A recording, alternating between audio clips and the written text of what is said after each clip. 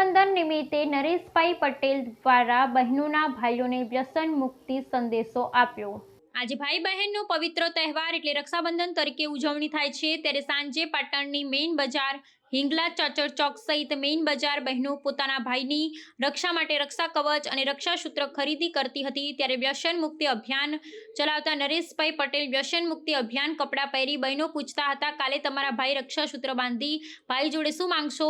ત્યારે નરેશભાઈ બહેનોને સંકલ્પ લેવડાવ્યો હતો, મારો ભાઈ વ્યસન મુક્તિ બને, તમાકુ ગુટકા હાનિકારક વ્યસન મુક્તિ બને તેવો વચન માંગવા સંકલ્પ કરવામાં આવ્યો અને તમામ બહેનો સાંજ સુધી બહેનો મળી આ વ્યસન મુક્તનો સંદેશ આપી જનજાગૃતિનું સુંદર કામ કરવાનું આવ્યું હતું। રિપોર્ટ લક્ષ્મીચંદ સોલંકી, પાટણ।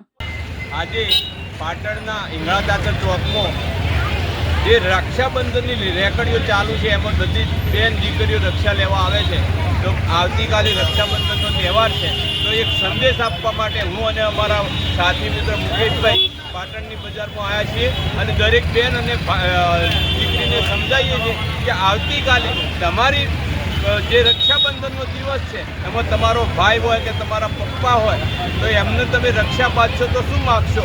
તો કે અમે કંઈ નહીં માગીએ, પણ અમને જે ભાઈ આપશે એ લઈશું। તો મેં કીધું એક વસ્તુ ફરજિયાત માગજો કે મારો ભાઈ તંદુરસ્ત જોઈએ, મારો ભાઈ વ્યસન મુક્ત જોઈએ અને એના માટે મને વચન આપ કે આજથી હું વ્યસન નહીં કરું તમાકુ। એ માટેનો આ સંદેશ આખા સમાજમાં જાય એના માટે આજે અમે આ હિંગળા ચાચરના પાટણના ચોકમાં ફરીએ છીએ અને લોકોને જાગૃત કરવા માટેનો આ એક નમ્ર પ્રયાસ કર્યો। શું આપણું નામ? નરેશભાઈ પી પટેલ અને મુકેશભાઈ યોગી, નિવૃત્ત એન્જિનિયર। અમે છેલ્લા 15 વર્ષથી આ વિષય લઈને ચાલીએ છીએ અને લોકોને જનજાગૃતિ આવે એના માટેનો પ્રયાસ કરીએ। ખરેખર ત્યાં બે ભાઈઓ ફરીને જે બધાને મેસેજ આપે છે મને ખૂબ ગમ્યું, અમને પણ મેસેજ આપ્યો। તો મારી પણ એવી જ આશા છે બધી બહેનોની કે પોતાના ભાઈને રાખડી બાંધીને એમને દારૂ છોડવા ઉપર તમાકુ બીડી બધું છોડવા માટે અમે લોકો એમ કહીએ છીએ ભાઈઓને। તો અમારો આ સંદેશો છે બધી દરેક બહેનોને કે આ બધું પોતાના ભાઈઓને કે અને પોતાના વચન માગે।